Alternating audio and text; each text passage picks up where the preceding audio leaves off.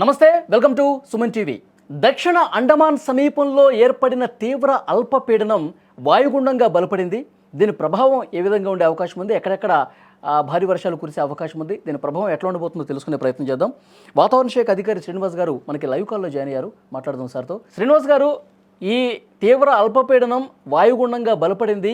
దక్షిణ అండమాన్ సమీపంలో ఉన్నటువంటి ఇది ఇంకా బలపడే అవకాశం ఎక్కువ కనిపిస్తుందా? 22 తారీఖున మనకి మలక్కా స్ట్రైట్ దక్షిణ అండమాన్ సముద్ర ప్రాంతంలో అల్పపీడనం ఏర్పడింది. 23 తారీఖుకి అది కొంచెం ఇంటెన్సిఫై అయ్యి తీవ్ర అల్పపీడనంగా మారింది. ఈ రోజు మార్నింగ్కి మరికొంత బలపడి వాయుగుండంగా కూడా బలపడింది. అయితే ఇది ఏర్పడిన ప్రదేశం నుంచి పెద్దగా మూమెంట్ అయితే లేదు ప్రస్తుతము. ఇది కొంచెం హయ్యర్ లాటిట్యూడ్స్ లోకి వస్తే కానీ కరెక్ట్ గా ఇది తూర్పు తీరాన్ని ఎక్కడ తాకుతుంది అన్నది ఇంకా స్పష్టత అయితే రాలేదు. ప్లస్ ఈ శీతాకాలంలో వచ్చే తుఫాన్లకి ఏంటంటే ముఖ్యంగా ఈ సముద్ర జలాల యొక్క టెంపరేచరు, దానికి అనుకూలమైన temperature up to 50 metres depth, more than 26 degrees ఉండాలి. అట్లా లేని పరిస్థితిలో ఒక్కొక్కప్పుడు సిస్టమ్స్ వీకెండ్ కూడా అవుతుంటాయి, పెద్దగా మూమెంట్ కూడా ఉండదు. ఈ సిస్టమ్ కి లోవర్ లాటిట్యూడ్స్ లో కొంచెం అనుకూల పరిస్థితులు ఉండి ఆల్రెడీ వాయుగుండం వరకు రూపొందింది, కానీ అప్పర్ లాటిట్యూడ్స్ లోకి ప్రవేశించడానికి ఇంకా పూర్తిగా అనుకూల పరిస్థితులు లేనందున గత 4 రోజుల నుంచి ఇంచుమించు అదే పరిస్థితి, అదే ప్రదేశంలో ఇంచుమించుగా ఒక 400-500 కిలోమీటర్ల దూరం అటు ఇటుగా అక్కడే కొనసాగుతూ వస్తుంది. అయితే ఇది మరింత ముందుకు వెళ్ళిన తర్వాత మనకి తూర్పు తీరాన్ని ఎక్కడ తాగుతుంది అన్న దానికి ప్రస్తుతం వివిధ మోడళ్లు అంచనాలు విభిన్నంగా ఉన్నాయి. కొన్ని మోడల్స్ అయితే మనకి తీరానికి చాలా దూరంగా సుమారు 600-700 కిలోమీటర్ల దూరం నుంచి మూవ్ అయిపోయి బంగ్లాదేశ్ వైపు వెళ్ళిపోయే సిచ్యుయేషన్ చూపిస్తుండగా, మరికొన్ని మోడల్స్ మటుకు మనకి తీరానికి ఆనుకుని, మనకి ఆంధ్ర కోస్తా తీరానికి ఆనుకుని పోయే పరిస్థితి చూపిస్తున్నాయి. ఏదేమైనప్పటికీ ఇంకా క్లియర్ పిక్చర్ అయితే రాలేదండి. అందుకని ఎప్పటిలోగా క్లియర్ పిక్చర్ వచ్చే అవకాశం ఉంది సార్? మూమెంట్ కూడా అంతగా లేదంటున్నారు, దిశను కూడా మార్చుకునే అవకాశం ఉందని కూడా అంటున్నారు. ఇది క్లారిటీ రావాలంటే ఎంత టైం పట్టొచ్చు అంటారు?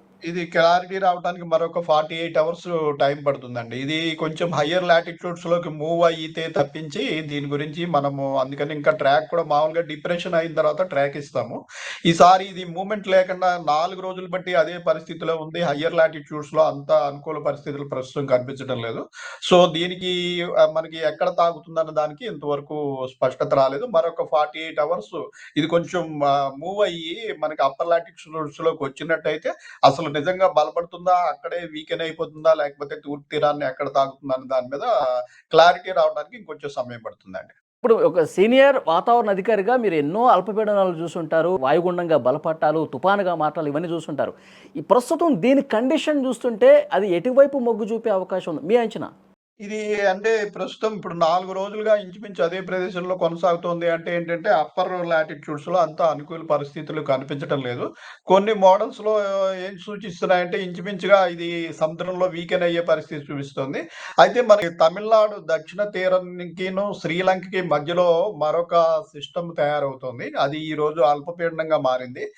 రాగల 4 రోజుల్లో అది కొంచెం బలపడి ఇటు ఉత్తర దిశగా ప్రయాణం చేసి దక్షిణ కోస్తా తీరం దగ్గరికి చేరుకునే అవకాశం కనపడుతుంది. ఈ సిచ్యువేషన్ సిస్టమ్ బట్టి వస్తున్న వర్షాలు ఎట్లా పడే అవకాశం సార్? వర్షాలు కురిసే అవకాశం ఉందా ఆంధ్రప్రదేశ్‌లో? ఈ 2 సిస్టమ్‌లు బట్టి చూస్తే యాక్చువల్‌గా అయితే ఆంధ్రప్రదేశ్‌లో ఇప్పుడు ఈ మన తమిళనాడు దక్షిణ తీరంలో ఉన్న శ్రీలంకకి మధ్యన ఉన్న అల్పపీడనం కొంచెం బలపడి పైకొచ్చినట్టయితే మనకి ఆల్రెడీ దక్షిణ కోస్తా ఆంధ్రకి ఈ సీజన్‌లో మనకి నార్త్ ఈస్ట్ మాన్సూన్‌లో తమిళనాడులో రెయిన్స్ పడతాయి. అలాగే దక్షిణ కోస్తా ఆంధ్రప్రదేశ్ అంటే నెల్లూరు, చిత్తూరు, మన ఈ తమిళనాడుకి అడ్జసెంట్‌గా ఉన్న డిస్ట్రిక్ట్స్‌లో కూడా ప్రిన్సిపల్ రెయినీ సీజనే ఇది. సో అక్కడ ఇటువంటి సిస్టమ్స్ ఏర్పడుతూ ఉంటాయి. సో న్యాచురల్ గానే ఇప్పుడు ఈ రోజు నుంచి 5, 6, 7 రోజుల్లో ఈ సిస్టమ్ బలపడి ఆ ప్రాంతంలో వర్షాలు పడే పరిస్థితి ఉంది. తెలంగాణలో అయితే మనకి ఇప్పుడు అండమాన్ సముద్రం దగ్గర ఉన్న సిస్టమ్ కనుక బాగా బలపడి వచ్చి మనకి కోస్తా ఆంధ్ర తీరానికి క్లోజ్ గా మూవ్ అయినట్టయితేనే మనకి తెలంగాణలో రెయిన్స్ కి అవకాశం ఉంటుంది. సో రాగల 7 డేస్ కి యాజ్ ఆఫ్ నౌ మనం తెలంగాణలో ఎటువంటి రెయిన్ అలర్ట్ ఆర్ హెచ్చరికలు, వార్నింగ్స్ కానీ పెట్టలేదండి. అంటే ఇది బాగా బలపడి అండమాన్ సమీపంలో ఉన్నది 48 అవర్స్లో క్లారిటీ వస్తున్నారు. ఒకవేళ బలపడితే మాత్రం 2 తెలుగు రాష్ట్రాల్లో కూడా భారీ వర్షాలకి ఛాన్స్ ఉందంటారు. బలపడిన తర్వాత దాని ట్రాక్ ఎటువంటుంది అన్న దాన్ని బట్టి. ట్రాక్ కూడా ఇప్పుడు తీరానికి దూరంగా మూవ్ అయిపోతాయి. కొన్ని 4, 5 కిలోమీటర్ల దూరానికి దూరంగా ఉండి మనకి ఇటు నార్త్ ఈస్ట్‌కి మూవ్ అయిపోయినట్టయితే అప్పుడు కూడా అసలు ఏమాత్రం ప్రభావం ఉండదు. ఓన్లీ తీరానికి క్లోజ్‌గా వచ్చి లేదా తీరాన్ని మనకి ఆంధ్ర కోస్తాలో దాటితేనే మనకి ప్రభావం ఉంటుంది. ప్రస్తుతం మా మోడల్స్ ఏవి కూడా ఆ రకంగా చూపించడం లేదు. మనకి ఆంధ్ర కోస్తా తీరానికి దగ్గరగా వచ్చినట్టు కానీ, లేదా ఆంధ్ర కోస్తా తీరాన్ని దాటినట్టు గాని ప్రస్తుతం ఐఎండీ మోడల్స్ అయితే సూచించడం లేదు. అందుకని ప్రస్తుతం మనం ఎటువంటి రెయిన్ అలర్ట్ గాని, వార్నింగ్స్ కానీ ఏమీ పెట్టలేదండి. ఓకే. ఇంకొకటి సార్, ఇప్పుడు గాలులు వీచే అవకాశం ఉంటుందంటారా? ఇది దగ్గరకు వస్తున్న కొద్దీ గాలుల ప్రభావం ఉంటుందంటారా? గాలులు కూడా మనకి ఇది కోస్ట్‌కి క్లోజ్‌గా వచ్చినప్పుడే ఉంటుంది. మనకి 4, 500 కిలోమీటర్ల దూరం నుంచి వెళ్ళిపోయినట్టయితే పెద్దగా గాలులు కూడా అవకాశం ఉండదు.